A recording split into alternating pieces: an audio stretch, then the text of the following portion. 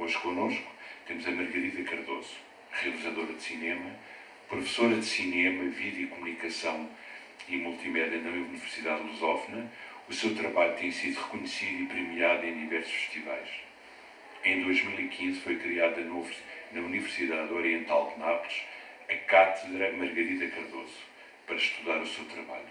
O seu último filme, Banzo, que eu recomendo a todos, para quem não viu, que vejam urgentemente, foi indicado pela Academia Portuguesa de Cinema ao Oscar. Venceu o Globo de Ouro 2025 pelo melhor filme e venceu o prémio Árvore da Vida no Festival Indie Lisboa 2024. Bem-vinda, Margarida. Eu faço sempre esta pergunta aos meus convidados, pergunto sempre o que é uma imagem, o que é o que eu ponho no postal. E tu respondeste de uma maneira muito poética e muito bonita. Uma imagem é a visita de um fantasma que me reconhece. O que me vais dizer? Perguntas tu. E pergunto eu, porquê? Porquê que me visita um fantasma? Boa noite e obrigado pelo convite.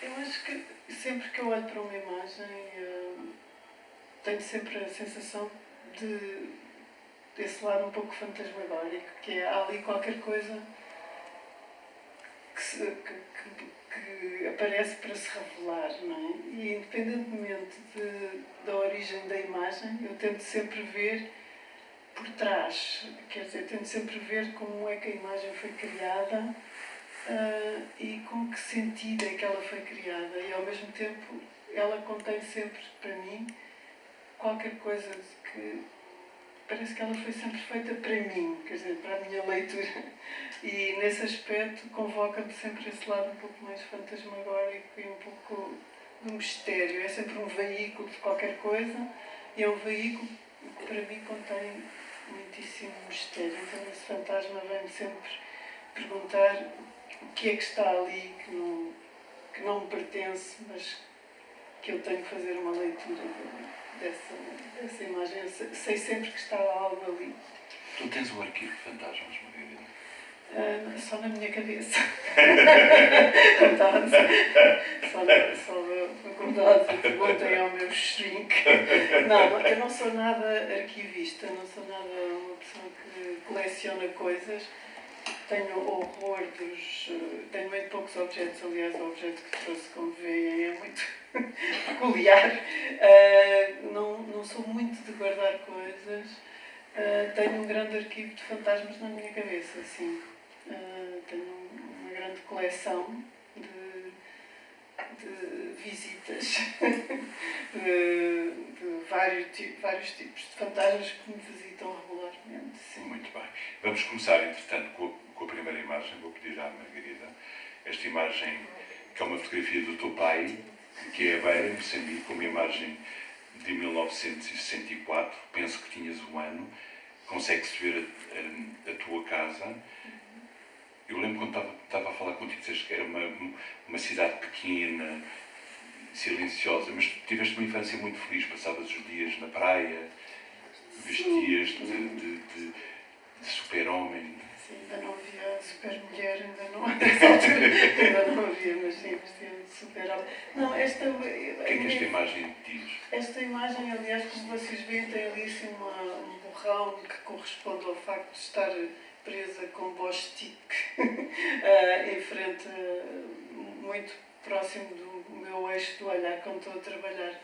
E esta imagem, o meu pai era piloto militar e ele tirou na tentativa de apanhar uma parte da nossa casa, que era ao lado daquela torrezinha que ali está. Esta é a cidade da Beira, em Moçambique, uma cidade que está muito próxima, a cidade mais próxima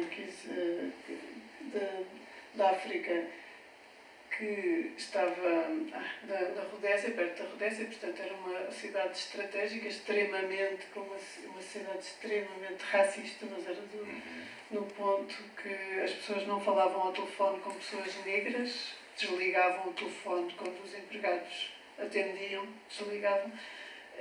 Era uma cidade extremamente muito isolada, nessa altura, então terrivelmente isolada, e e era uma cidade, toda esta parte mais baixa é abaixo do nível do mar. E era uma cidade mesmo opressiva, mesmo para uma pessoa tão pequena. Sim, tão pequena, sentia quando muito. Pequena. E eu ainda me lembro de ser muito pequenina e estar aqui nestas praias, nestas pontas, e ter sempre a sensação que não era bem normal, que eu estava numa ponta de qualquer coisa e que estava como se fosse no limite de qualquer coisa. E o facto de eu andar na praia aos saltinhos vestido de super-homem não indicia uma infância muito feliz, porque na realidade, como o meu pai estava numa guerra e a guerra em Moçambique era terrível nessa altura, nós vivíamos sempre sobre silêncios. A minha mãe não falava muito sobre isso, sobre a guerra, mas a ausência do meu pai e a iminência de um possível catástrofe estava sempre. E essa questão, não querendo interromper, que é incrível que tu estás a falar, que é quando um negro atendia e chegava ao telefone, tu tinhas amigos negros, moçambicanos, eram todos, os teus amiguinhos eram todos brancos da comunidade portuguesa? Não, eu vivi lá em duas alturas, porque eu tive esta fotografia de 64 e depois eu fui para. A nossa família toda foi para Lourenço Marques, nessa altura, que é um Maputo hoje. Depois voltámos, desculpa que eu estou pior que o Almirante, com os ácaros. Voltámos depois para a Beira já mais tarde. Eu tinha nitidamente havia qualquer coisa que não estava certo. Essas questões raciais eram muito claras, a questão dos empregados se retirarem, tu ias a andar e as pessoas encostavam-se às paredes e tudo isso era muito radical ali. Assim eu tinha perfeita noção. A minha mãe, que é uma pessoa muito de esquerda, nessa altura também já punham umas antenas para ouvir o rádio Moscou e tudo isso. Não queria, nós não tivemos empregados desta vez, mas depois ela já não quis mais ter empregados. Mas tínhamos a noção absoluta do que estávamos a viver. E eu tinha muito a noção, sobretudo, do silêncio, do que não se dizia, de muitas coisas que se passavam mal entre as pessoas, muitas questões de droga, de bebida, tudo muito instável. E sobretudo esse perigo, essa iminência da morte, de que não se falava muito. Quer dizer, eu via-se aos funerais, não sei o quê, mas não se falava muito. E portanto foi uma infância um pouco opressiva, mas só hoje é que só há pouco tempo é que eu tenho o direito de dizer, quer dizer, para mim própria que foi traumatizante, mas só há pouco tempo é que eu assumo isso claramente.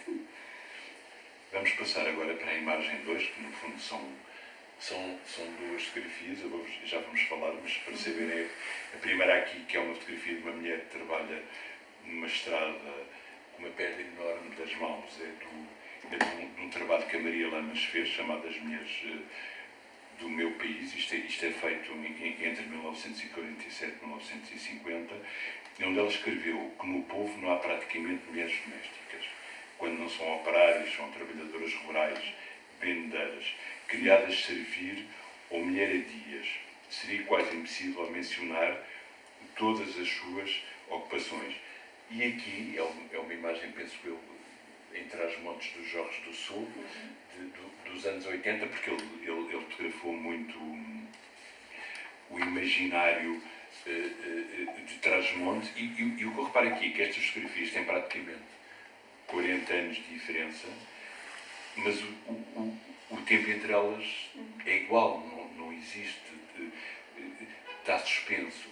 O que é que nós vemos quando lemos estas fotografias, Margarida? O que é que tu sentes? Eu primeiro queria também dizer porque é que estas fotografias estão aqui. Claro que esta escolha destas fotografias corresponde a um momento em que eu estou, no meu trabalho e na minha vida.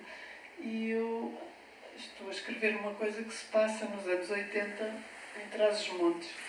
e comecei a investigar muito e a ver muitas fotografias dessa altura e esta fotografia impressionou-me bastante, não é? Eu pensei fazer uma espécie de No Coração das Trevas, sair à África, e o que me surgiu mais foi estas representações de um mundo rural muito obscuro. Não sei se vocês sabem aquela, eu não sei muito bem dizer a letra, mas lembram-se de uma coisa, de uma música que é escrito pelo Carlos T. Como é que se chama? Do Rui Veloso. Do Rui Veloso. Que diz uma coisa que se chama, é uma música que se diz, eles não sabem ler. Penso que se chama assim. Senhor das Furnas, não sei. Senhora das Furnas, sim. E diz de que me serve saber as marés, de que me serve saber isto e aquilo outro, conhecer a terra de cima a baixo e conseguir ler nas folhas e na terra e no tudo, se não sei ler, não é? Se estou à mercê de tudo. E eu acho que nestas fotografias e nesta investigação que eu fiz de Trás-os-Montes, me chocou bastante o estado em que se encontravam as pessoas nesta escuridão em Trás-os-Montes em 1980. Também tenho histórias de família, de pessoas que foram lá e que encontraram realmente esse ambiente. Esta fotografia a mim é especial porque esta criança, não é, também está descalça, parece ter um problema cognitivo e condenada a um destino não muito agradável, e faz par aqui com, também estava a ver as fotografias da Maria Lamas no livro As Mulheres do Meu País, e de todas as fotografias que eu vi, esta chamou muita atenção e fiquei assim, meu Deus, o que é isto? Uma mulher a carregar pedras, não é? Estamos a falar já em 47, na altura em que as mulheres realmente tinham essas profissões que ela enuncia, mas não tinham só essas profissões. As mulheres começaram também a trabalhar em trabalhos que eram mais... que eram historicamente mais dos homens, não é? Estamos a falar de trabalhos de força. Então, estas mulheres que, neste caso, e historicamente o que se passa, isto é na Serra da Darga, foi todos aqueles movimentos de reestruturação territorial, nos anos no Estado Novo, não é? Do trigo, da irrigação, e destes serviços florestais, onde estas pessoas todas ficavam sem os seus baldios, e esta senhora é uma pastora sem gado, e teve que ir trabalhar, e o trabalho das mulheres nesse era mesmo como animais, carregavam água, carregavam pedras, carregavam a comida para os trabalhadores, e a diferença de salários era uma coisa brutal, e eu penso que hoje também será. E esta fotografia, tal como um fantasma que me vem visitar, eu também não vos consigo explicar tudo o que eu sinto quando vejo esta fotografia, mas é algo muito peculiar que eu vejo nisto, e é algo que me faz também pensar que estas coisas também não desapareceram assim tanto, e também pensar que isto era o nosso país, ou o sítio que nós chamamos o nosso país. Não há muito tempo, não é? Sim, por isso é que o Tico, tendo as duas uma diferença de 40 anos, e apesar daquela ser uma adolescente, ou seja, supomos que ela vai com a mãe está de costas e não conseguimos ver a senhora, mas é quase, não é? Quase como se fossem as duas um espelho, não é? E que o tempo está parado, e é quase como se uma parte do país ainda vivesse, não é? Sim. E subsistisse como há 40 anos. Sim, acho que isto pode ser uma reflexão para nós também pensarmos no que se passa hoje. Eu não escolhi as fotografias com nenhuma intenção didática, porque eu tenho mesmo eu só sinto, eu sou péssima às vezes a explicar porque é que eu sinto determinadas coisas. Mas faz muito, às vezes, pensar que há muita gente abandonada, e nós E é difícil, eu, por exemplo, em relação a esta, penso sempre na Maria Lamas, a chegar, que era uma senhora cheia de boas intenções, uma ativista, jornalista, eu penso sempre o que é que ela falava com estas pessoas, não é? Eu imagino sempre, porque o meu treino de cineasta faz-me sempre pensar no pró-filme, quer dizer, no momento em que a fotografia é tirada, o que é que se está a passar, não é? E no caso, nesta, vocês não têm dúvidas nenhumas do que é que se passa, isto é um tipo de cinema, já tu sabes melhor dizer do que é, mas nitidamente nós não temos dúvidas, vemos aquilo, ok, tirou o conteúdo, é que nos desperta a atenção.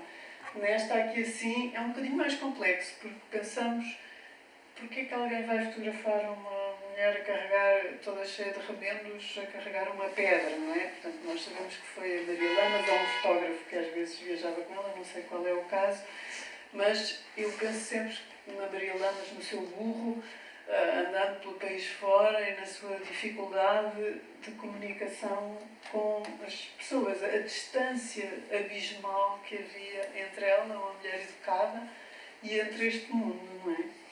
E, curiosamente, até no livro As Mulheres do Meu País, não sei se foi ela mesma ou se foi a edição e a editora que disse que não podemos retratar assim as mulheres porque elas parecem descuidadas e desleixadas.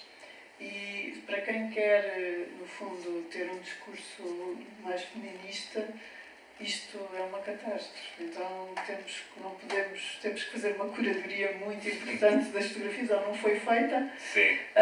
E portanto há assim uma espécie de uma contranarrativa que existe às vezes pelo que surge de real na fotografia, não é? E neste caso esta mulher a carregar aquele calhau pesadíssimo, penso eu, não é? Despertou-me essas reflexões. E daqui passamos para outro tipo de imagens. Aqui um diorama, e esta não é uma fotografia da Cândida Opera, mas os dioramas são apresentações artísticas tridimensionais, foi criado pelo Luís Daguerre, e o primeiro diorama foi construído por Daguerre, exposto em Londres em 29 de setembro de 1823. Frank Chapman, que era o curador do Museu Americano de História Natural, onde esta imagem é tirada aqui dos gorilas, no final do século XIX e no início do século XX, tornou este tipo de exposição muito popular. Aliás, fui investigando e percebi que o museu com a maior exposição de dioramas do mundo é o Museu Cívico de História Natural de Milão. De onde é que nasce esta tua paixão pelos dioramas? Ao mesmo tempo também que há uma coisa que me agrada, que é esta distância e a questão do tempo, quer dizer, isto é uma fotografia, mas poderia ser um diorama, não é? E há a representação da vida e aqui é a própria vida, mas onde é que nasce esta tua paixão por estas representações? Elas estão juntas, mas são muito diferentes para mim, de certa forma, porque numa desta fotografia da Cândida Hoffer, isto é uma girafa num zoo, penso que é em Bronx, exatamente. E eu tenho as fotografias todas as imagens todas que vocês vão ver, no seu conjunto, revelam mais do que o meu shrink, revelam, e também se revelaram a mim que aquilo que no fundo atormenta. Os teus fantasmas agora. Eu tenho uma enorme questão com os animais, não é? Tudo que... E já tentei investigar porquê, e acho que consigo perceber, hoje consigo perceber porquê, mas para mim o facto desta girafa estar neste local, eu sinto como se o meu coração despedaça-se, não é? Não só no seu sentido mais emocional, mais no nível que se calhar todos vocês sentem, mas pelo absurdo que nós, como humanos, aquilo que nós fazemos é inacreditável. Mesmo com boas intenções, e neste caso os zoos e tudo isso, onde eu já não vou, nem consigo ir, acho que fui quando era pequena, mas nunca mais consegui ir, esta tentativa de preservação, no fundo de um praise, como é que se chama, um elogio ao mundo natural funciona no exatamente como o contrário. Eu vejo um animal preso e vejo todo o absurdo que é a criação disso tudo. Ele realmente pode jogar um bocadinho com o diorama, mas o diorama para mim tem outra. O meu fascínio com os dioramas é, na realidade, uma coisa que depois também está em todo o lado e no meu trabalho também, que é o através de. É esta questão de nós e os outros. Esta dualidade terrível entre nós, a tentativa que nós temos desde há alguns séculos, não é? Mas, sobretudo, que nasce muito das ideias do século XIX e tudo isso, entre esta coisa do domínio da natureza, do domínio das coisas e desta terrível dualidade, onde nós estamos realmente a ver as coisas através de um vidro, neste caso, não é? E para mim o veículo da construção, ou o veículo da representação do que é o mundo natural, neste caso, é o que me interessa e penso que é o que me fascina, o que me faz um bocadinho pensar, não é? E que, no fundo, me dá mais ou menos... e outra coisa que também faz parte dos meus fantasmas é a taxidermia. É museus, taxidermia, história natural, não perguntem porquê.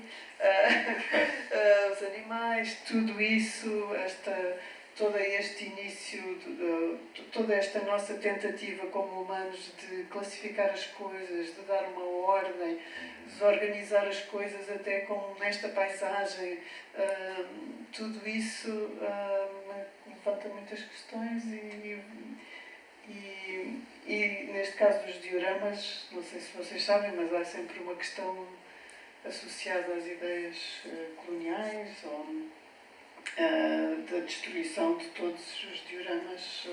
O diorama é considerado hoje, estou a falar destes dioramas, porque chama-se dioramas a praticamente tudo o que tem estas vistas tridimensionais, pode ser o mundo natural como pode ser outras coisas, mas neste caso das representações, sobretudo das paisagens coloniais e de transpor para o Ocidente, construir essas paisagens coloniais, está a ser posto em causa já há uns anos e penso que é muito mal visto em alguns sítios e já se conhece, no fundo, artistas a intervirem dentro dos próprios dioramas nos museus, porque eles vão continuar a existir, mas já com uma intervenção. Claro que isso é, não sei se viste algumas dessas coisas, pode ser ou não questionável, mas isso é também uma coisa que me faz pensar muito.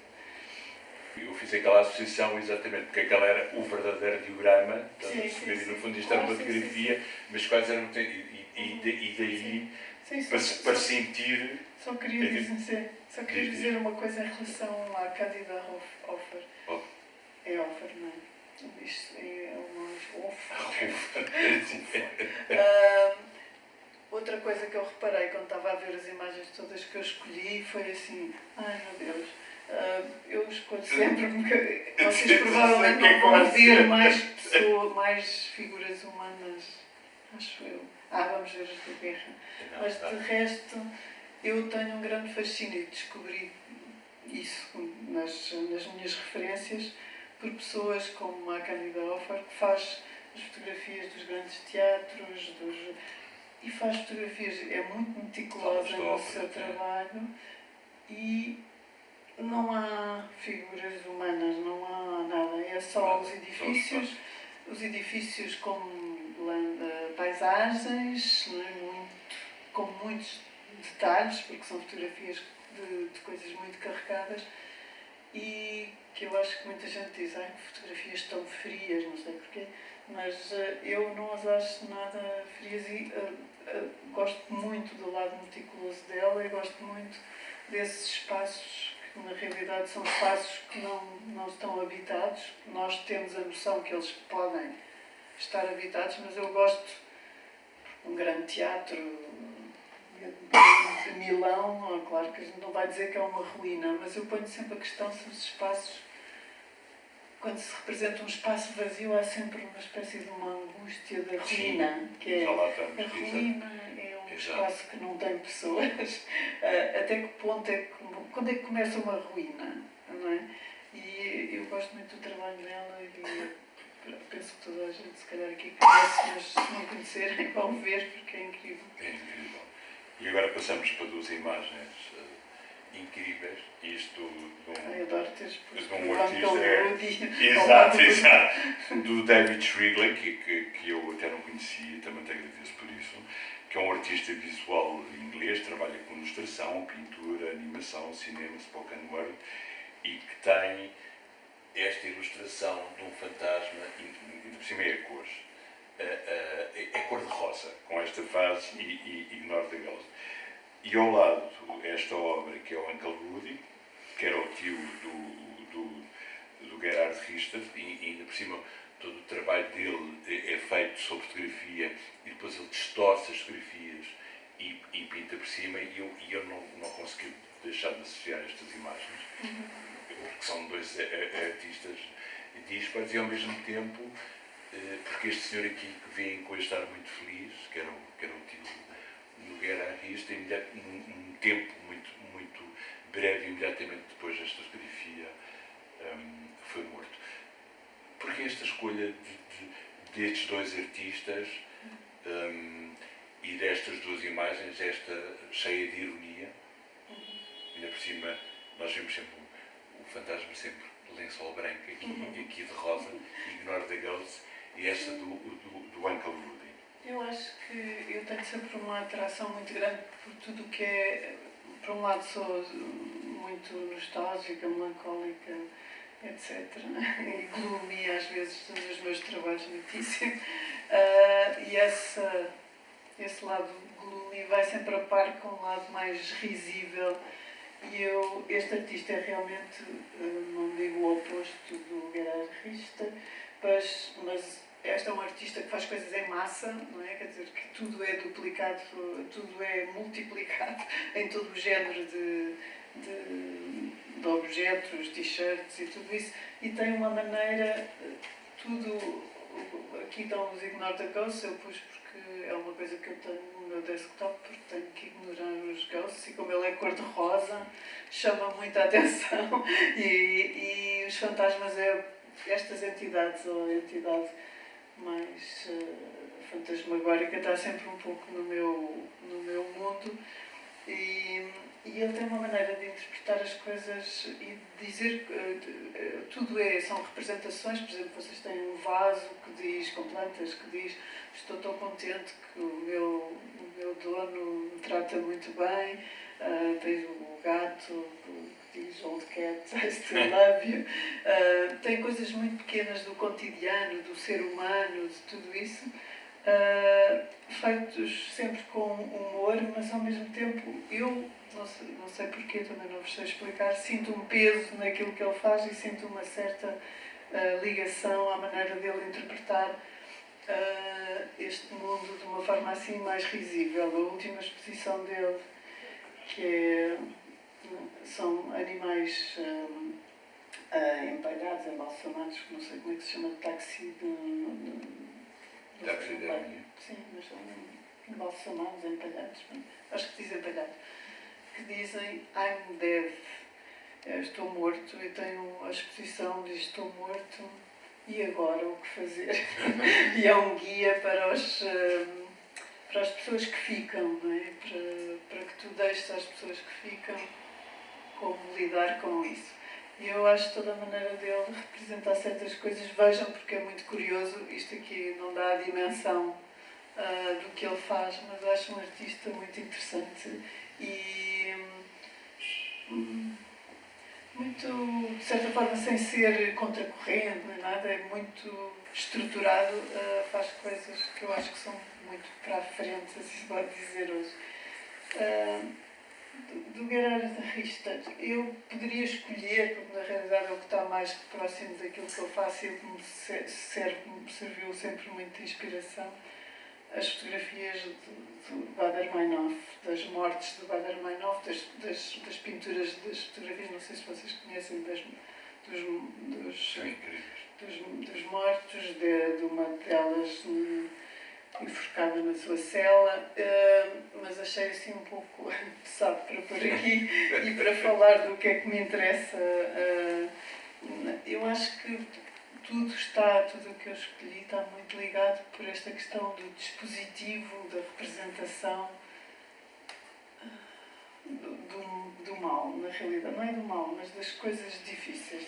E todos eles, até a Cândida Hoffer, são tudo artistas de uma determinada geração, são todos artistas de uma geração de aftermath, que é, eu não sei dizer isto em português, não há nenhuma tradução para aftermath, mas não, porque não há, é o depois de um acontecimento, e são todos de geração pós-guerra, e todos estão a lidar com alguma coisa, com a representação de alguma coisa terrível, não é? E neste caso do Richter, eu acho que ele encontra uma maneira tudo isto nos parece próximo, porque é uma imagem que nós também, se calhar, fotografaram. Alguns dos nossos familiares não foram à guerra, esta guerra, mas já tivemos fotografias de pessoas em poses, tudo isso. E ao mesmo tempo é uma coisa que nos parece-nos próximo, mas há um dispositivo na maneira de pintar, da fotografia pintada, do desfoque e tudo isso, que nos afasta e nos remete para nós e não para aquilo que lá está. E eu lembro-me de ver uma exposição dele no Guggenheim, e um senhor, agora não vou dizer americano, porque era americano, mas não quero com isso dizer nada, generalizar. Mas o senhor ficou tão perturbado, entrou dentro da sala e saiu aos gritos a dizer: o que é isto, o que é isto, o que é isto, e a tentar ler o que é que se havia alguma indicação do que era, e voltou a sair e só dizia: o que é isto, o que é isto. Não era esta série, era uma série também de fotografias pintadas. Eu penso que esta pertence a essa série, mas onde são representações de situações familiares, onde ainda é mais confuso esta questão entre a pintura e a fotografia. Mas acho que essa dimensão de ser, mas não ser, ser quase, mas não ser, o desfoque, a distância, acho que é a maneira que ele encontrou de representar uma coisa irrepresentável. E acho que mais ou menos em tudo, e eu própria também, com aquilo que faço, sinto sempre que é essa questão de como representar certas coisas, e na realidade sinto sempre uma certa frustração. Já lá vamos chegar. Agora uma imagem, esta sim, completamente sozinha, tirada de Austerlitz, do Sebald, que é um escritor e académico alemão. Austerlitz. O seu pai foi capitão na tropa nazi e em casa era tabu falar de qualquer assunto relacionado com a guerra e os campos de concentração. O seu tema de trabalho foi tentar reconciliar e lidar, em termos literários, com o trauma da Segunda Guerra e o seu efeito sobre o povo alemão. Isto é uma imagem onde se observa uma métrica perfeita, não é? As estantes têm um equilíbrio perfeito, os próprios livros que estão ali, os cadernos que estão ali, têm uma harmonia perfeita. E assim, eu arquivo contém os nomes de todas as pessoas que entraram em Terrazinho. Porquê esta imagem aqui do Sebald? E principalmente aqui aos que as fotografias funcionam muito como documento, versus ficção. Depois há aquela questão, quando nós estivemos a falar, não sabemos se a fotografia é dele, quem é que tirou a fotografia. Depois o próprio Daniel Balfo, que depois foi trabalhar esta imagem, só sobre esta imagem. Porquê a escolha desta imagem? Eu sabia que tinha que escolher alguma coisa do Sebald, que é o meu, posso dizer que é mesmo o meu autor favorito.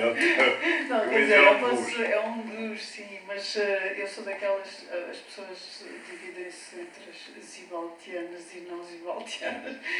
Eu sinto mesmo este gosto que eu estava também a falar pelo arquivo, a memória. Eu sou mesmo, adoro arquivos.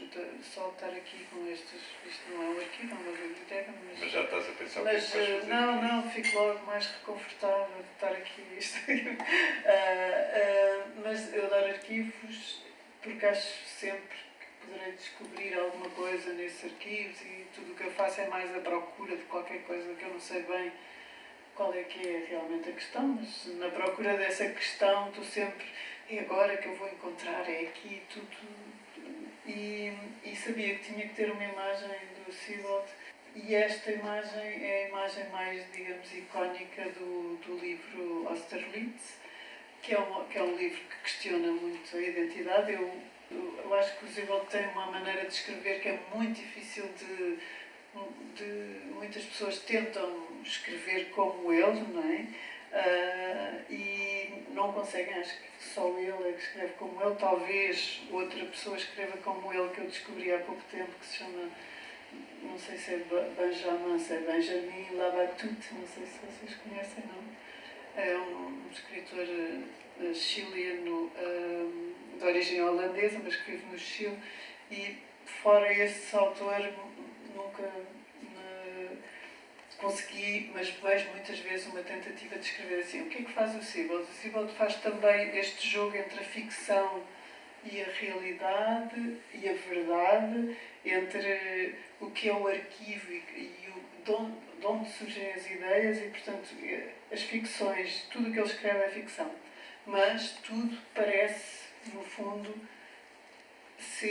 ter um fundo histórico. Isto tem muito a ver com aquilo que eu faço, pelo menos assim. E então ele usa muito as fotografias que funcionam neste caso. Quando nós estamos a ler e vemos uma fotografia do que nós relacionamos com o que está escrito ou enunciado antes, claro que pensamos, pronto, aqui está uma fotografia, isto é a prova de que estamos num registro mais documental, e todas as fotografias dele funcionam exatamente ao contrário. São sempre só um mistério. Há uma fotografia de uma página inteira que é uma bola de bilhar branca num pano verde, suponho, mas porque é preto e branco. E as fotografias não vêm algumas vezes vêm, neste caso, como ele está a falar de Terezinha, e sim, nós achamos que isto foi ele que tirou eventualmente, e não foi, isto é tirado num outro livro. E ele também trabalhava as imagens, portanto, fotocopiava-as várias vezes para elas perderem o seu lado, a sua textura original, e trabalhava-as tão intensamente que elas passavam a ser outras imagens. As pessoas que trabalhavam com eles nas edições ficavam muito desanimados, porque a edição mostra sempre fotografias de muito baixa qualidade, todas assim meias ratadas, e isso é esse veículo que o Sebald tem, não só na sua escrita, porque o Austerlitz é contado à maneira pelo menos destes dois últimos, com um dispositivo semelhante dos dois últimos livros, o Austerlitz e os Imigrantes. É sempre alguém que está a contar alguém. Portanto, o autor está a contar a história que Austerlitz lhe contou. E esses dispositivos, em relação à questão da verdade e à questão da representação de momentos muito difíceis. Ele tem outro livro que se chama Breve História da Destruição, e que é um livro sobre o que foi escrito sobre a destruição da Alemanha, total da Alemanha. Não é? Nós hoje em dia, poucas vezes nos lembramos que a Alemanha foi totalmente destruída e foi reconstruída, não é? Mas muito pouca coisa foi escrita sobre isso. Então, o Sebald dizia, sim, o que aconteceu, portanto, os factos existem, mas a única forma de lhe darmos corpo é através da mentira ou da ficção, não é? E isso tem um bocadinho a ver com o que está no meu filme, para quem viu, com a representação do mal. E é isso que me fascina sempre nele, é isso. Eu lembro-me de estar a ler o Austerlitz, e no início do primeiro capítulo é sobre fortalezas. como foram construídas, o que está por trás do desenho arquitetónico das fortalezas. E eu lembro-me de estar a ler na praia e comecei a chorar, e a pessoa que estava comigo perguntou: estás a chorar porquê? E eu disse: por causa do livro. E eu disse: mas o que é que estás a ler? E eu: sobre fortalezas. e porque eu, pelo menos a mim, toca muito de perceber claramente que o que está por trás daquilo é uma descrição o mais fria possível sobre uma arquitetura que sempre funcionou mal e que sempre foi quer dizer, as pessoas morrem dentro das fortalezas, não é? Tu constróis uma fortaleza para te defender, mas a história, a estatística, diz-te que tu estás preso lá dentro. O que é que aconteceu durante todas as guerras? Havia cerco às fortalezas e as pessoas morriam dentro das fortalezas. Portanto, essa metáfora sobre a nossa capacidade, a nossa proteção e como nos deixamos enganar durante tantos anos com a ideia de que a fortaleza funciona quando nunca funcionou, fez-me chorar. Olha, eu tinha agora uma questão para te colocar, mas já respondeste parte dela, vamos continuar, que era essa memória e reflexão constante sobre a identidade dessa memória, sobre a criação do teu trabalho, e já me respondeste um pouco. E agora passamos aqui para uma imagem do teu filme, Yvonne Kane, e aquela imagem que já vamos falar sobre ela também, de uma fotógrafa alemã, mas o Yvonne Kane, para quem não viu, tanto é desta de uma personagem que é a Rita, depois da morte da sua filha, regressa à África para investigar o mistério do passado. Quem foi Yvonne Kane? Reencontra a sua mãe e encontra um território ferido pela guerra. Eu não posso deixar de olhar para esta personagem e posso fazer esta pergunta. Pode ser que a Rita, de alguma maneira, estabelece um paralelo com o Jacques Austerlitz. No fundo, também procura saber quem é, através da sua busca de Yvonne Kane. Portanto, mais um filme da Margarida que eu vos recomendo a ver, que é muito bonito, é muito atmosférico, já vamos a falar. Mas isso, basicamente isso que eu sinto, não posso fazer esta pergunta, sinto aqui um paralelo, apesar de ser na sua... Sim, este filme originalmente chamava-se, e foi concorrido assim ao ICA, chamava-se, ninguém gostava do nome, só eu, mas só porque sabia o significado, chamava-se Nas Penas dos Pássaros. E vinha Nas Penas dos Pássaros. Então, e vinha de um livro do Siebold, que é Os Anéis de Saturno, e há uma altura onde ele encontra um homem que cria patos.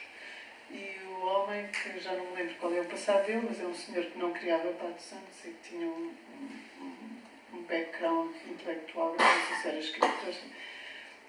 E ele dizia: eu andei sempre à procura de respostas para questões que eu não sei bem.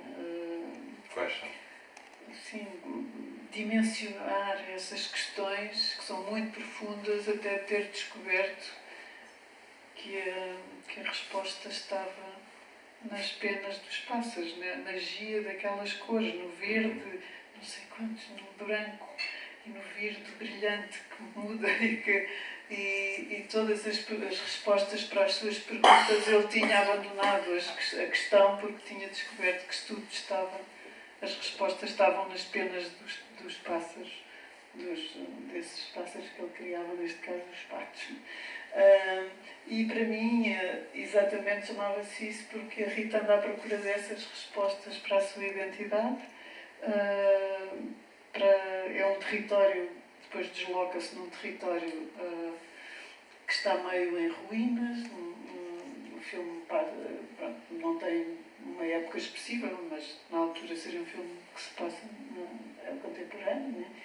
E esta é a parte final, onde a Rita vai para este hotel em ruínas, mais uma vez a minha opção pelos lugares e pelos espaços que são abandonados.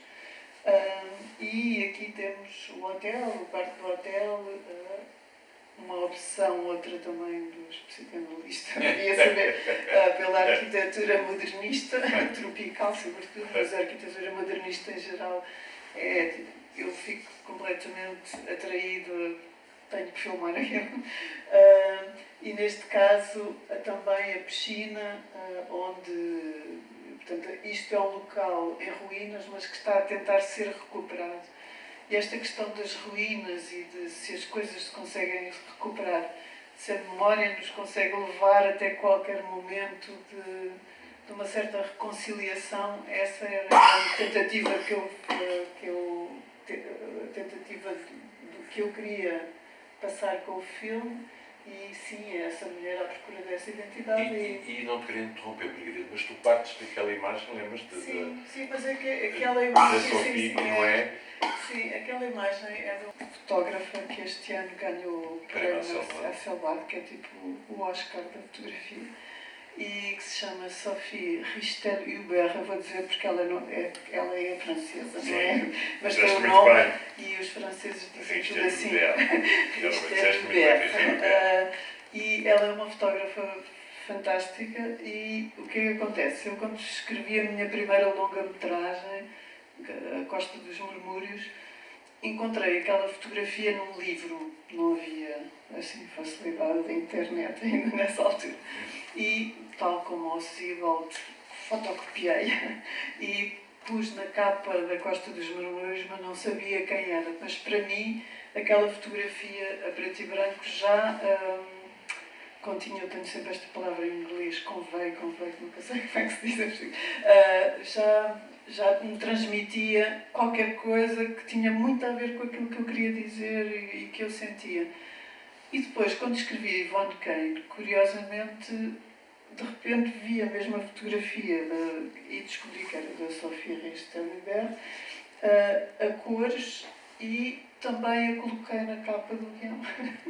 E acabou por me servir também como guia. Não só a fotografia da piscina, ali o que vemos é uma piscina arruinada, abandonada, e uma série de elementos tropicais, modernistas tropicais, mas uma arquitetura que nos remete um pouco para a África. As cadeiras também, que eu tinha colocado na Costa dos Murmúrios, aquelas cadeiras que ali vêm, eu tenho iguaizinhas na Costa dos Murmúrios, consegui encontrar as mesmas para colocar no final do filme.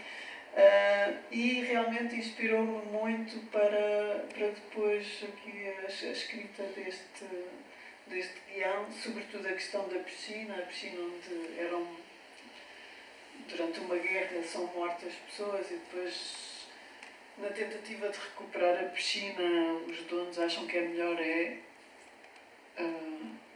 enterrar a piscina, fazê-la desaparecer. E isso também para mim era uma questão dessa dúvida sobre o que é que se deve lembrar e não, e da impossibilidade às vezes de lembrar, de recordar ou de colocar em memória determinadas coisas, não é? Porque nem tudo é para ser recordado. E algumas coisas têm que ser enterradas, depende do quê, mas neste caso é o seguir para a frente e enterrar a piscina. E seguindo para a frente, agora temos duas imagens absolutamente incríveis. Esta do grupo Amigos da Guiné, uma imagem em cores, parecida do Apocalipse Now, e esta é uma fotografia do Congo belga, tirada por uma missionária que é Alice Harris, em que denunciou o horror cometido no Congo belga, em que está estimado que morreram entre 10 a 15 milhões de pessoas no Congo belga, praticamente o dobro do genocídio judeu. E estas imagens, estas aqui, uma série destas imagens foram fundamentais para a primeira campanha de direitos humanos a nível internacional. Porquê a escolha destas imagens também? Eu lembro de estar a falar contigo desta primeira, e nós olhámos até que era este senhor aqui, que estava ali um bocadinho meio perdido, sem saber o que está a fazer, aquele com uma cerveja, e aquela aqui, antes que a Margarida, não sei se percebem, ou seja, o que vocês veem ali é as mãos e os pés da filha daquele senhor. Fala-me um bocadinho deste Eu período acho desta que imagem. eu gostava de pôr uma fotografia da guerra colonial e escolhi esta, não só porque é cores, porque também eu acho que não há ali nenhum dos senhores, todos parecem bastante alienados, isso é verdade, não é? Não se sabe qual é, quer dizer, muitos podem ter vivido, mas há um lado de cada cara cada expressão nos traz alguma coisa e traz-nos alguma coisa disso, desse lado insondável do que é a violência e esse absurdo que é as situações onde nos colocamos, ou as pessoas, com a forma como as coisas funcionam, existem e como nós conseguimos ainda existir e estar ali, até tão com uma cerveja e tudo isso. E como ler isto, quando nós olhamos para isso, dizemos aqueles, os outros, ou tentamos perceber o que vai na cabeça daquelas pessoas e, no fundo, não é empatizar, mas tentar ir um bocadinho mais além do que só vermos o que ali está nesta imagem, que também é um bocadinho icónica, no sentido em que é uma coisa a arder, uma palhota, uma habitação, percebemos que é a África e tudo isso. Achei esta forte porque há realmente muita alienação e também gostei do facto de não saber ela ser a cores porque nós temos tendência a pensar a nossa guerra colonial como uma coisa a preto e branco e muito antiga, muita coisa. E quando pensamos, era contemporânea da guerra do Vietnã. Não, porque nós não era o apocalipse, não. Mas era. Só que eu achei curiosa a questão da fotografia e nós dessa representação que nós temos. Lembra-me imenso o Apocalipse Now, aquela cena de fogo estar a destruir, o Kurt a dizer nada como o cheiro de Napalm pela manhã e a ver pessoas a ver cervejas e tal. Portanto, isto podia ser tirado do Coppola. Nós temos algum problema em aceitar que a nossa guerra foi terrível e na altura em que havia esta guerra, havia também a guerra do Vietnã, era, portanto, nos mesmos anos, e em 73 Moçambique foi considerada a zona, no norte de Moçambique, a zona mais minada do mundo. Isto durante a guerra colonial, portanto, durante a guerra do Vietnã, portanto, imaginem a violência que era e a incapacidade que ainda hoje temos de pelo menos, perceber que realmente foi assim, não é? Não sei por que razões, quer dizer, há muitas, mas por isso escolhi esta. E esta também porque faz parte um pouco também da investigação que eu fiz para o BANS, porque no BANS o médico que chega vem do Congo e no BANS temos também o fotógrafo que usa a fotografia também como possibilidade de testemunho, apesar de também ter ou pelo menos sabe que o mal não se fotografa facilmente, tem que se arranjar uma maneira de o fazer existir. E durante a pesquisa que eu fiz para o BANSO, vi muitas destas fotografias das pessoas das mãos cortadas e também pela importância que estas fotografias tiveram na altura como testemunho. E também é interessante pensar que nessa altura a fotografia funcionava como testemunho, não é? Apesar do seu dispositivo, não é? Funcionava como testemunho e também outra história que está junto com esta imagem tem a ver com o facto da senhora Alice Harris ser hoje a pessoa que nós, portanto, a autora das fotografias, tudo bem, mas se fores ler para trás, nenhuma das apresentações que foram feitas por todo o mundo, desde os Estados Unidos, vários países da Europa, ela nunca teve direito de reclamar a autoria disso, era sempre o seu marido, porque não achavam muito bem que fosse uma mulher que tivesse feito estas fotografias. E então toda a tour que foi feita com lanterna mágica, que era a projeção que se fazia na altura, foi sempre como se tivessem sido feitas pelo Sr. John Ellis. Mas foi ela a grande impulsionadora disto, desta fotografia, e ela pede ao senhor, alguém lhe diz, a pessoa estava não sei onde, ela diz, diz para vir falar comigo, e quando ele vem falar com ela, trazia num saquinho a mão e no pé da sua filha, e ela pede para posar assim. Também há aqui uma coisa que é o posar, porque as fotografias não se podiam fazer assim também. E tudo isso eu acho importante, e para quem não sabe a história, as pessoas eram descortadas os braços, as mãos ou um outro membro, porque havia exércitos armados, não é? Pessoas locais que eram armadas pelo rei Leopoldo, nessa altura, pela Bélgica, e que esses exércitos ou esses grupos armados tinham a função de obrigar as pessoas a recolher determinada quantidade de borracha e tudo isso. E se as pessoas se revoltassem, teriam direito a disparar, mas por cada bala disparada tinham que trazer a prova da bala, que era um membro. Se matou, cortavam a mão para trocar a bala davam a mão e tinham uma bala de novo. Isso fez com que esses grupos militares, paramilitares, entrassem pelo Congo dentro a cortar todo o tipo de braços e todas as pessoas que viam. E depois ficavam com as munições para usarem para caça e outras coisas. Portanto, foi um massacre terrível, e a quantidade de pessoas que mataram também. Muitas vezes cortavam só o braço e a perna, e os dois braços, e as duas mãos, era terrível. E, portanto, todo esse sistema criado pelo querido rei Leopoldo II, o fantasma do rei Leopoldo, não me ligo muito bonito sobre isso,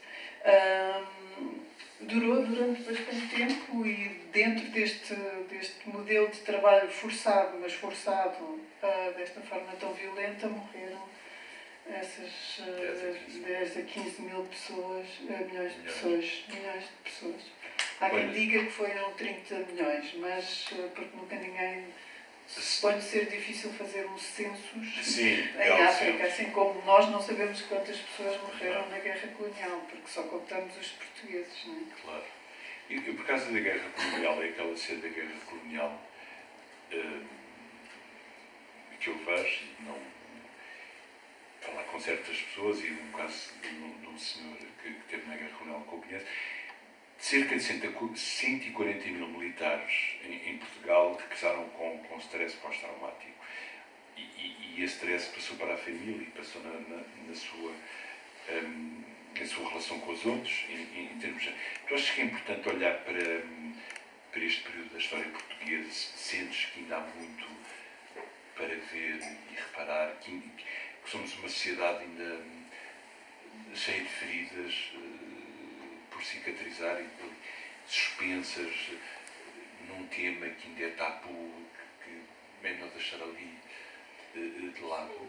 Quer dizer, eu acho que sim, mas eu não tenho alguma dificuldade em ver como é que nós vamos ultrapassar isso, a não ser com o tempo, como se diz, o tempo leva tudo. Às vezes não leva, mas em princípio eu acho que o que acontece, eu acho que nós temos uma coisa realmente muito sintomática e muito difícil de apagar, por isso é que eu disse que não sei se tem solução, que é eu, pelo menos toda a minha geração, foi feita em cima, apesar da minha mãe ter essas opiniões e nos chamar a atenção para aqueles livros da escola que tinham aquele discurso muito propagandístico e tudo aquilo, nós ríamos daquilo, achávamos aquilo já era ridículo naquela altura, e mesmo como criança eu já tinha consciência do lado fake, não é? Toda aquela falsidade da criação do império. Mas esse império, esse país que não era pequeno, tão grande, cheio de territórios e não sei o quê, esse modelo de discurso funciona lindamente, quer dizer, funciona tão lindamente que hoje eu acho que nós não encontramos a nossa identidade sem esse... Não houve uma substituição de identidade, porque isso é praticamente impossível, mas deixámos de ser um país que supostamente cheio de territórios e influências, que tudo falso, não é? Mas de certa forma eles existiam fisicamente, existia essa tentativa de poder. E depois, de repente, o que é que somos? Pronto, houve um período do PREC onde éramos todos muito revolucionários e contra-revolucionários, e nessa altura acho que as coisas entraram naquela evolução e naquele fervor revolucionário, que tem um certo interesse. Foi interessante esse período, apesar de agitado. Mas a seguir a isso houve uma queda total. Não conseguimos dizer, agora vamos entrar na Europa, vamos ser da CE, quer dizer, e vamos ser o país que vai ter influência nesta ligação com a África, quando todas as pessoas que têm alguma ligação à África ou aos nossos ex-territórios sabem que as ligações são absolutamente difíceis. Não é? Uma vez fui a um jogo entre Angola e Portugal e nem começou. Foi no Estádio da Luz. Nem começou. Eles, antes de começar, já estava tudo à briga nas bancadas. E quando entraram as equipas, começaram a lutar umas com as outras. Todos os jogadores, e acabou o jogo e foi tudo para casa. E de repente ficou assim, então é isto que está a passar. E realmente essa foi a parte mais clara, porque realmente, como se passou num jogo de futebol, ficou-se a perceber, independentemente de todas as relações que nós temos, as relações não podem ser de outra maneira, senão complicadas. E então eu acho que nunca tivemos uma identidade que substituísse, e essa nossa nova identidade faz com que nós poucas vezes admitimos a violência que cometemos. Eu agora não estou a dizer isto tipo, nossa culpa, minha culpa, sim, não. claro. É mesmo, eu acho que está por todo lado. Custa-nos mesmo. E se calhar é normal custar. Mas eu acho que esse passo de admitir isso, não sei se alguma vez acontecerá, porque eu gostava muito de uma frase do Eduardo Lourenço, uma coisa que eu li do Eduardo Lourenço, que era: qual é a diferença entre a colonização britânica e a colonização portuguesa? E não sei se era assim exatamente com estas palavras, mas a colonização britânica, os britânicos diziam ao colonizado: levanta-te, mas não te aproximes. E nós dizíamos ao colonizado: aproxima-te, mas não te levantes. E eu acho que o admitir que se passou assim, não é? E que nós fizemos isso, ainda está por resolver. E acho que é bom haver filmes e ver livros e haver essa construção dessa memória com vários pontos de vista, até de gerações diferentes. E acho que é isso que se tem que fazer. Eles vão existindo e vão criando vão criando uma interpretação desse nosso passado, mas não sei se conseguimos assim, de repente, vamos tornar... Não sei sequer como é que isso pode fazer. Como é que isso pode ser feito? E agora passamos para o vazio em encenação nestas duas imagens. Esta é do Malcolm X, do assassinato, depois do assassinato do Malcolm X, e aqui é da investigação que tu fizeste, se não me engano, para o Vance, não é? Sim. No Museu de Birmingham, do Sr. Cat Perry, e esta fotografia é muito interessante, como vocês reparam. A Margarida depois falar sobre ela. A diferença. Agora é diferença. uma adivinha para vocês. Exato. Qual foi a primeira fotografia? Quando é que eles mandaram mudar o senhor? Quer dizer, o senhor é o mesmo, mas não tem calças e depois tem um pano que não é um pano africano, é um pano que era dado às pessoas quando chegavam, não é?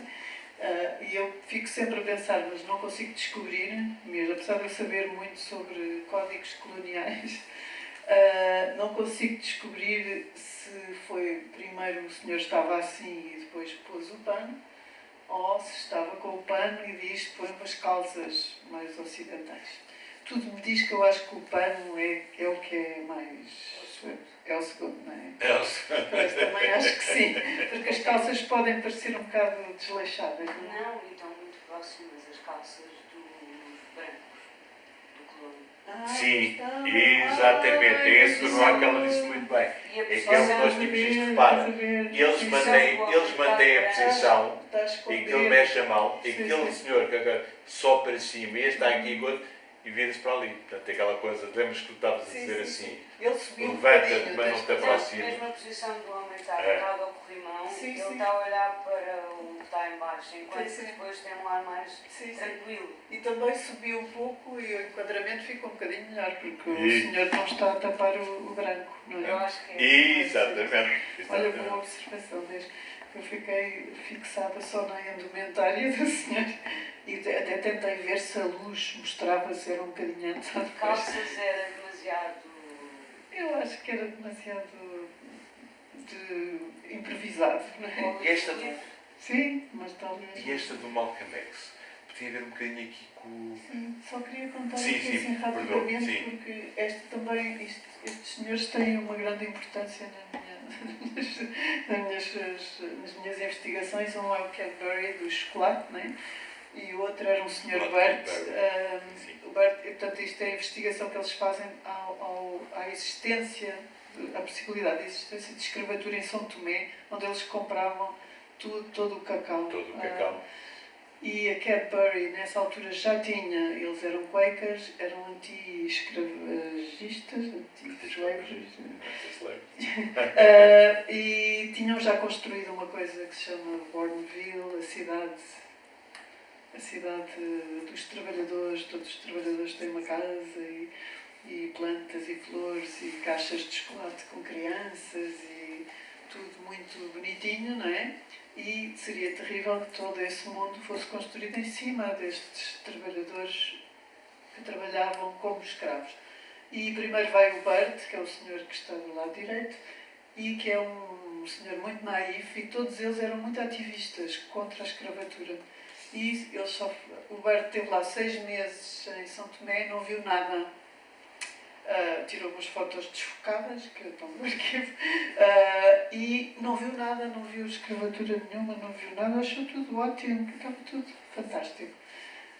E depois o Cadbury manda um outro homem, que é um jornalista, que é o Nevison, e que esse vai então de uma forma para desmascarar todo este sistema.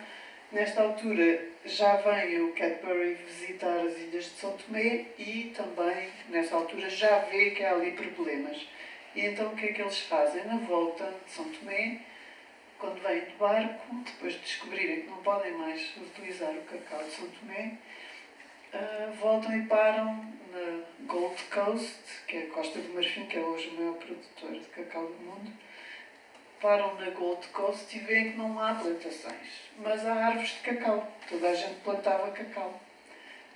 E então, mesmo nessa altura, o Sr. Cadbury começa então este sistema uberizado, que diz, não, vamos criar os novos empresários do cacau. Portanto, já não precisamos de plantações, nem patrões, nem escravos, nem mão de obra. Não precisamos de nada. As pessoas têm as suas árvores, colhem e vendem-nos por um preço ridículo, e é esse o sistema que ainda hoje impera em tudo.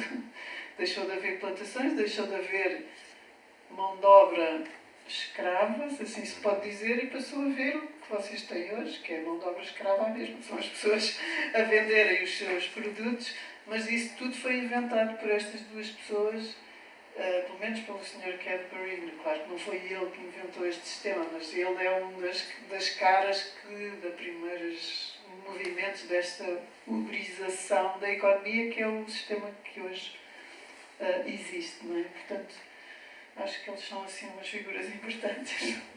E indo aqui para o assassinato do Malcolm X, vocês têm aqui assim é o cenário portanto, é tudo aquilo que eu gosto, não é? Elas, as duas juntas, eu vou mais para aquilo pela invisibilidade, não é?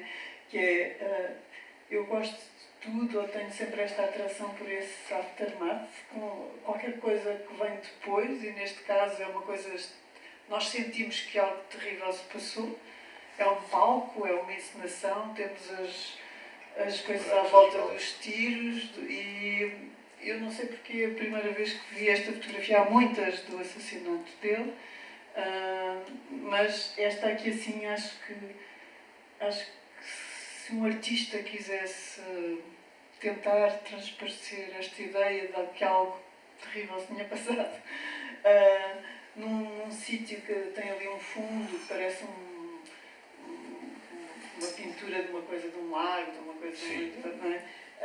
Aqueles bosques americanos. Portanto, parece uma coisa que até causa isso, assim se pode dizer, e toda essa violência impressa na ausência total, foi por isso que eu escolhi esta fotografia. Isto foi muito bem escolhido, leva-me assim. E agora daqui passamos para as Polaroids de continuidade, que eu acho uma ternura aí, quando foste administradora. Isto é só parte do que é realmente o arquivo. O arquivo, sim, mas esta necessidade de anotar tudo, não esqueceres nada, isto também foi determinante para o rigor que apresentas nos teus filmes, Margarida. Eu acho que no Banzo é evidente, aliás, eu falo no meu lado fotógrafo, que eu adoro a personagem do fotógrafo, mas todo aquele o pormenor que tu tens dos fundos que ele utiliza para os seus retratos, como ele passa de um fundo para o outro, com aqueles pesos. Isso é muito raro de ver. Portanto, e obviamente que eu acho que este trabalho de anotadora depois te reflete-se na maneira como tu investigas ou não, não é? Mas há aqui isto, estavas-me a dizer o prato aqui o que é isto de ser anotador e de Polaroids de continuidade? Porque eu acho que também é muito para nós percebermos. Vocês já tinham visto as Polaroids de continuidade. Hoje não se faz porque é tudo gravado, portanto a gente vai para trás e guarda no iPad, não é? Mas a fotografia. Mas antigamente, adoro esta palavra, antigamente, quando estávamos a filmar, nós tínhamos que fazer um registro da continuidade. Portanto, estes senhores estão vestidos assim para a cena X, para a cena não sei quantos, para a cena 3, e tem que se continuar no dia seguinte com a mesma roupa, ou daqui a um mês com a mesma roupa e tudo isso. Continuidade é isso. No cinema, como vocês sabem, filma-se tudo por ordens aleatórias, não é? Ou, quer dizer, não são bem aleatórias, mas aleatórias em relação à narrativa, à ordem narrativa.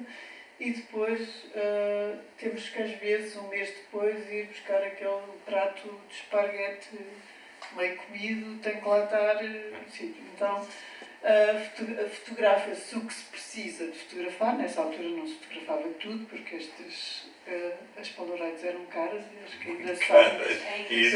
E davam-nos um determinado número de Polaroids no teu trabalho, e então tinhas que gastar aquilo bem, não é? Mas rapidamente é verdade que o vídeo... Só que eu fiz muitos filmes, eu trabalhei em mais de 60 filmes. Eu tenho uma coleção de Polaroid gigante, já para a minha fase final do meu trabalho.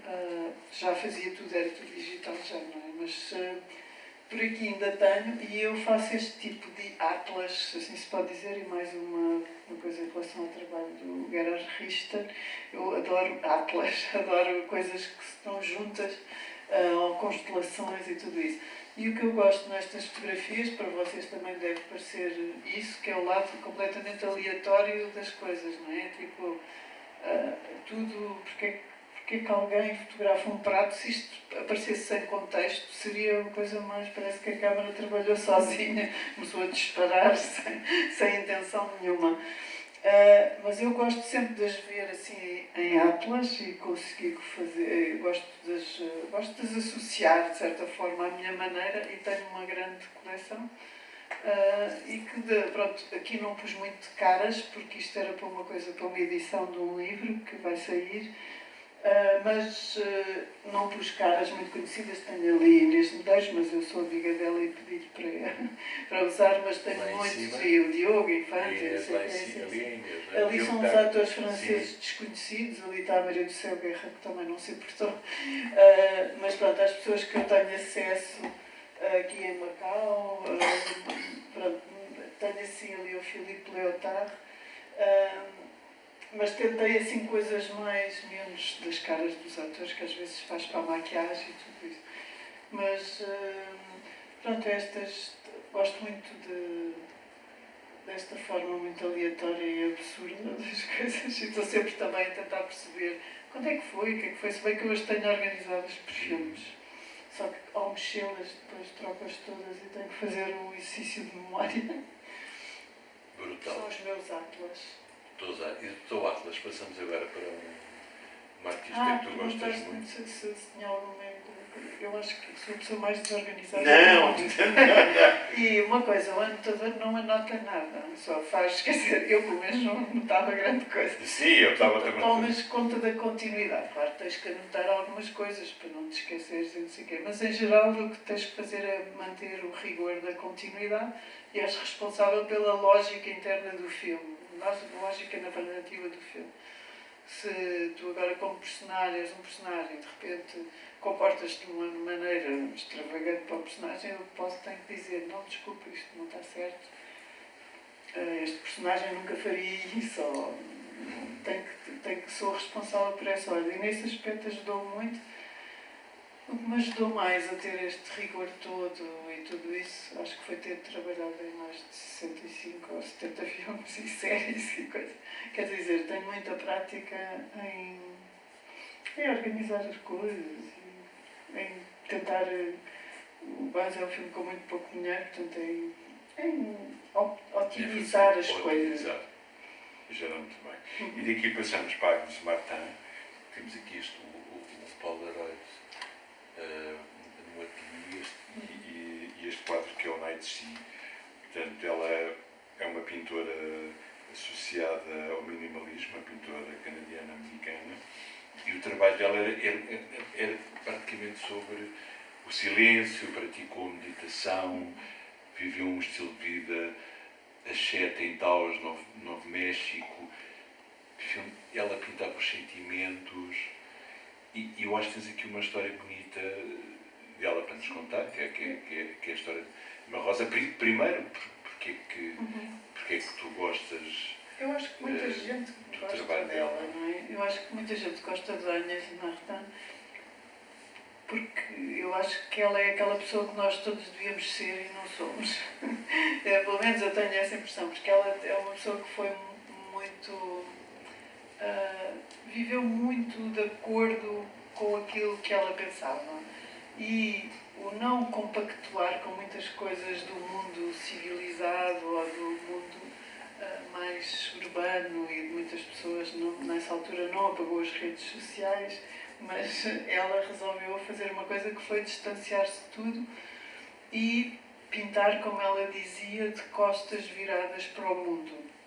E essa era a única maneira que ela construiu a sua casa no Novo México e não pintou durante muitos anos e depois começou a pintar. Destruiu muito parte do seu trabalho, porque ela... Sim. E aqui na Polaroid vocês veem que ela gostava de estar no seu ateliê, mas com as pinturas viradas, pronto, não sei como é que elas aparecem brancas ali assim, mas não está lá nada. Realmente ela virava grande parte das coisas,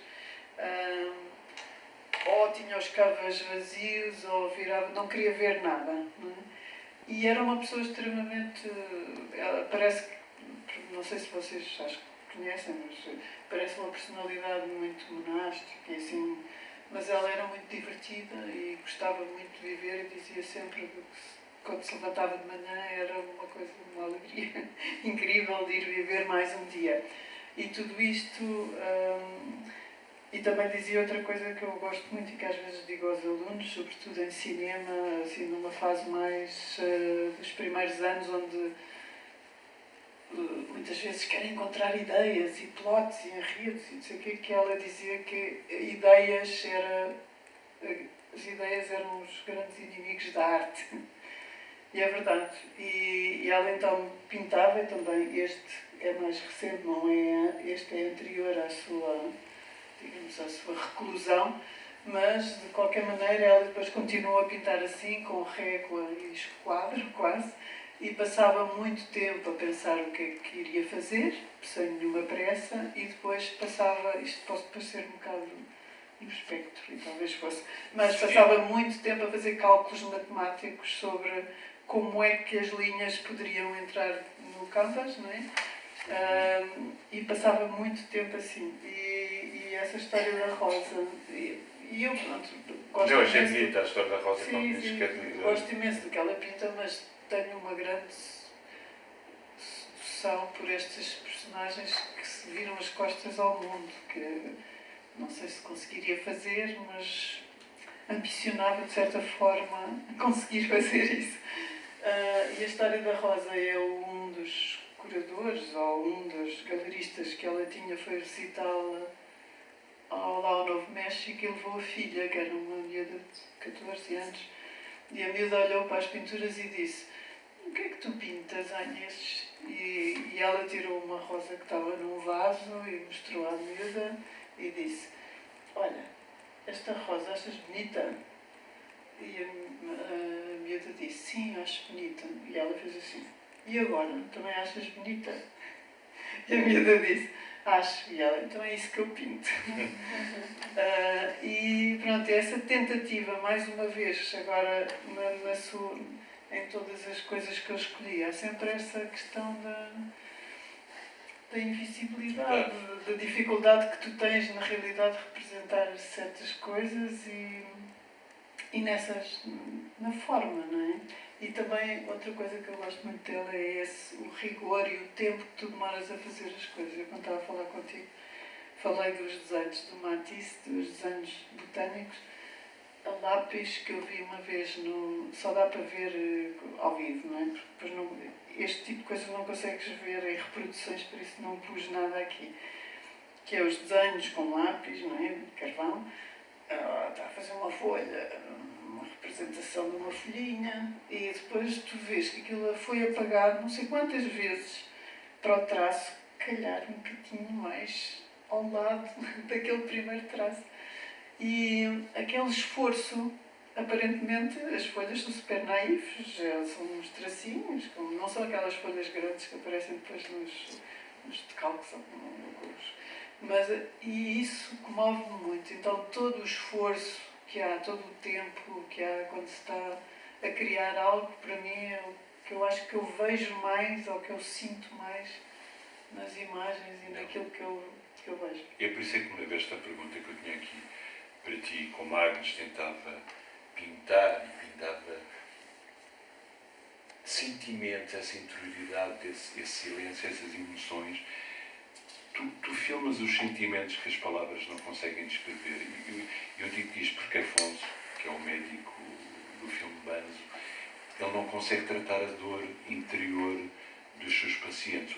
O silêncio é importante nos seus filmes, termos tempo para ler as imagens, Margarida? Sim, acho que é, mas eu acho que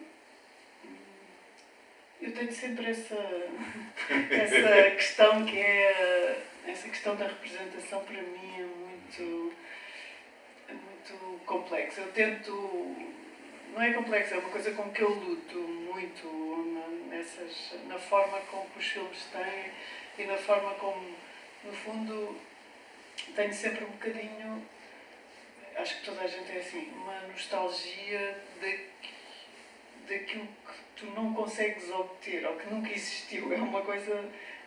Eu não tenho nostalgia do que existiu, tenho nostalgia do que eu não consigo fazer existir.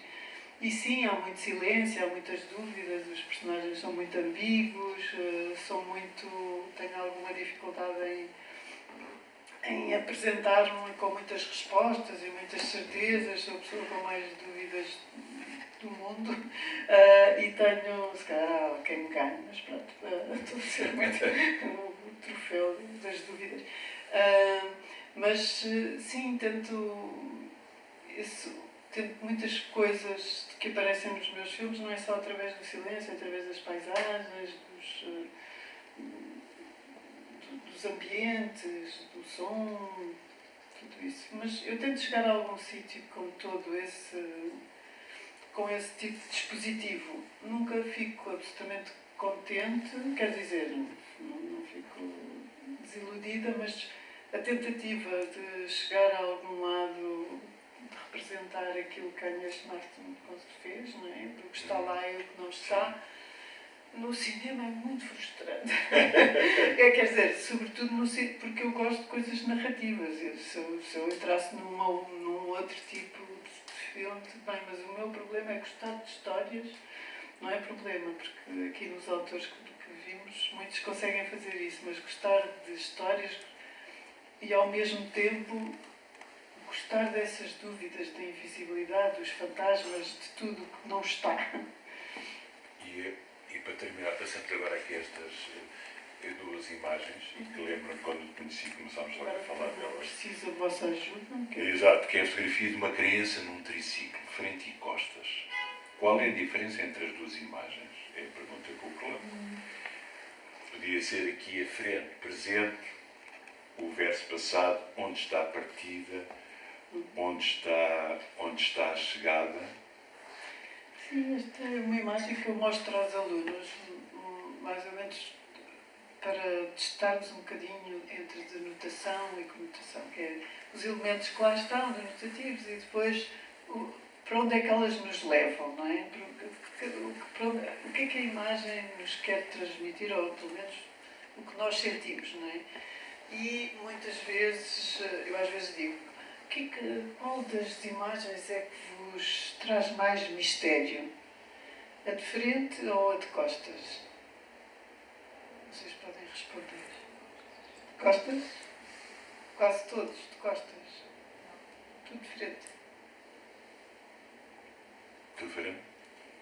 Aquela está a sugerir um caminho que aparece aqui pelo lado esquerdo do enquadramento e o outro tem uma altura diferente de câmera e o caminho que está a sugerir é lá para o fundo. Portanto, para mim são as duas misteriosas. São, mas repare, mas o plano é muito. A distância é praticamente aqui ao muro. Exatamente. Sim.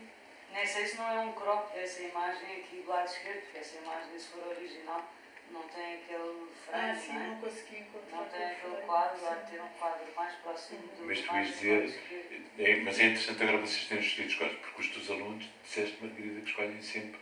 Não, eles muitas vezes escolhem a de frente. Porquê? Porque e quando eu claramente gosto não é gosto, a de costas para mim é um mistério, não é?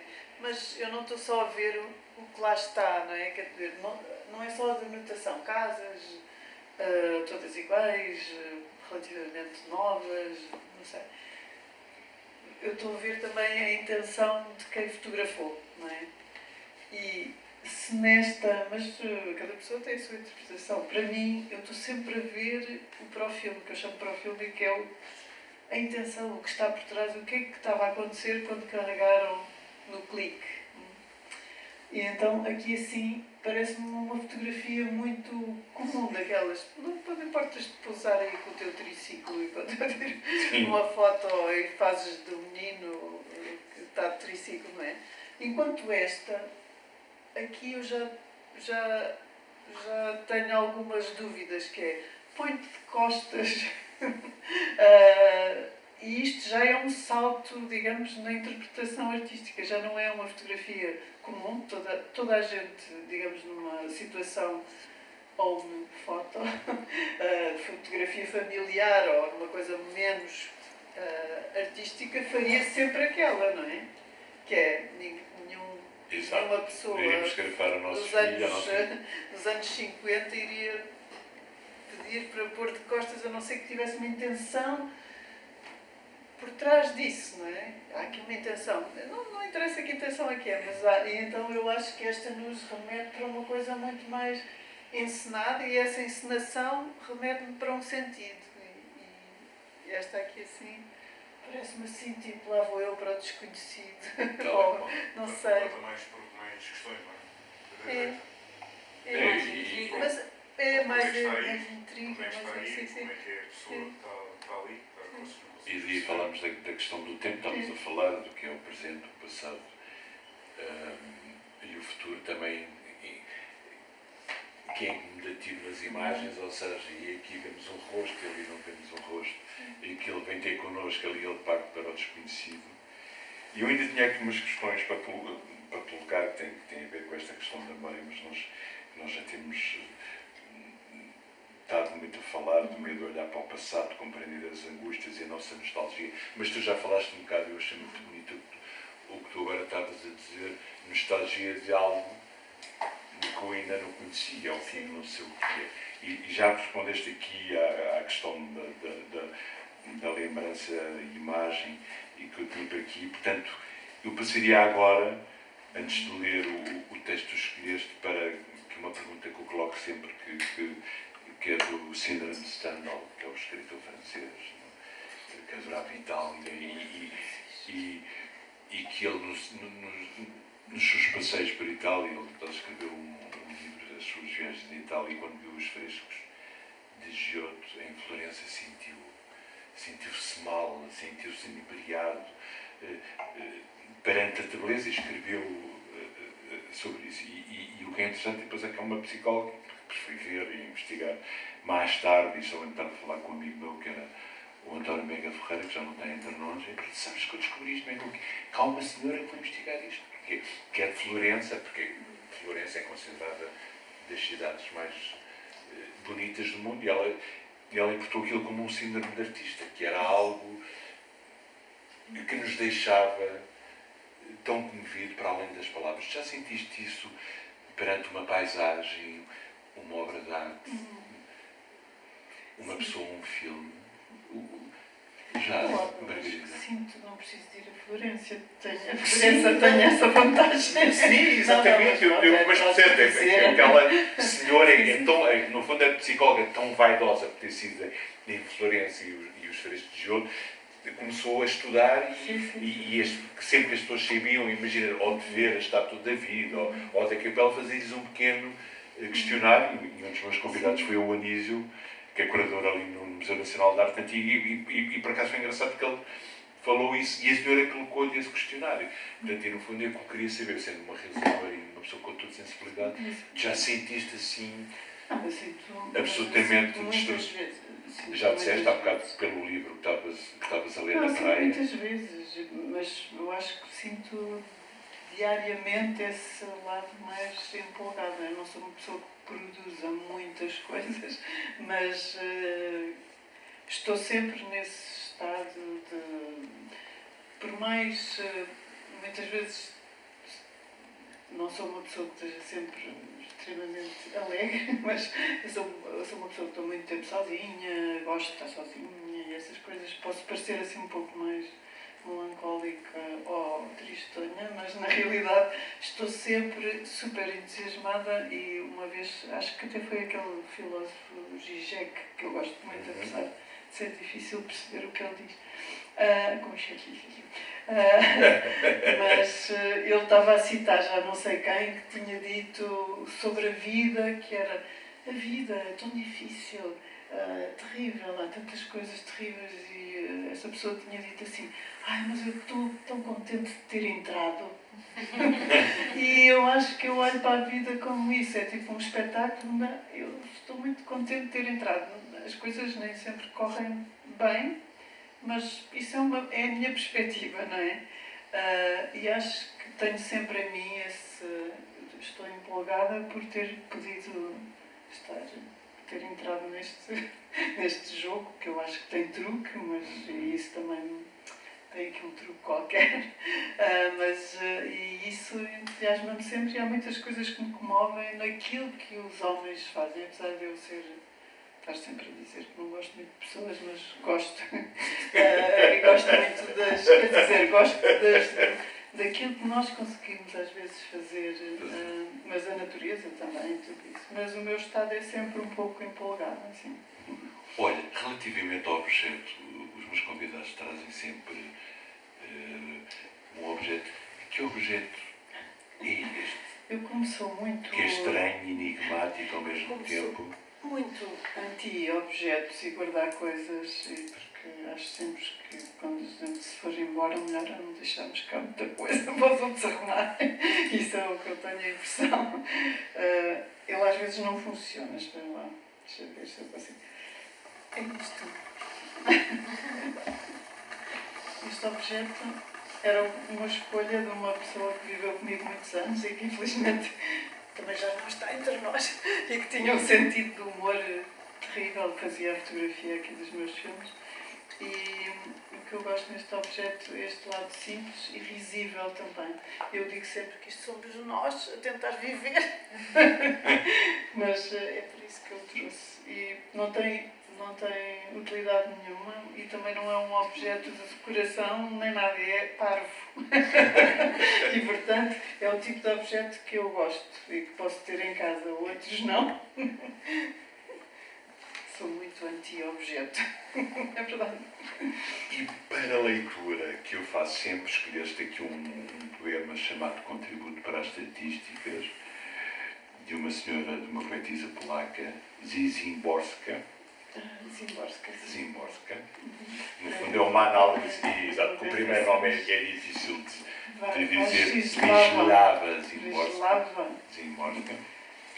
Que no fundo é uma análise irónica da condição humana e que eu vou tentar ler seguindo esta métrica espetacular que ela criou, que se chama Contributo para as Estatísticas.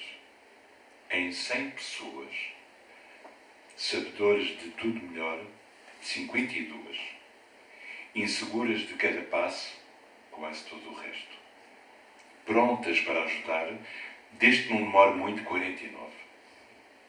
Sempre boas, porque não conseguem de outra forma, 4, talvez 5. Dispostas a admirar sem inveja, 18. Constantemente receosas de algo ou alguém, 77. Aptas para a felicidade, 20 e tal, quando muito. Individualmente inofensivas, em grupo ameaçadoras, mais de metade, com certeza. Cruéis, por força das circunstâncias, é melhor não sabê-lo, nem aproximadamente. Com trancas na porta, depois da casa roubada, quase tantas como aquelas que as têm antes da casa roubada. Não levando nada da vida, a não ser coisas, 40. Embora preferisse estar enganada.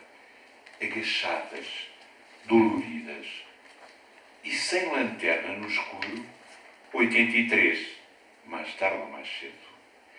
Dignas de compaixão, 99. Mortais, 100 em 100. Número até agora não sujeito a alterações. Eu gosto muito dela e gosto muito desta ironia e todos os... Ela é fantástica, se puderem, se não leram, leiam, porque é tudo fantástico e tudo tem assim, tem uma história, não tem o famoso poema do Gato em Apartamento Vazio, que é um poema sobre a morte. É lindo, porque é o gato, é o dono que não chega. E o gato já fez tudo, já arranhou as cadeiras, já fez tudo. E o final acaba assim, morrer. Isso não se faz ao gato. E portanto todas as histórias dela têm uma certa ironia e é uma poetisa fantástica. Olha, Margarida, foi um prazer ter-te aqui. Obrigada pelo convite. Gostei muito de estar a falar contigo e passava aqui o resto do dia. Eu acho que e somos poucos hoje, mas bons e fortes. Eu acho que a Margarida é de uma coerência de todas as imagens que ela apresentou, que diz que ocupasse. Eu acho que é uma pessoa muito bonita. Vejam os filmes da Margarida e é realmente daquelas pessoas que nos encanta e estou muito feliz de estar a fazer esta conversa contigo, Margarida. O convite também foi muito terapêutico para mim, escolher as imagens e descobrir que elas faziam sentido. Que elas faziam sentido. Quero agradecer a vossa presença.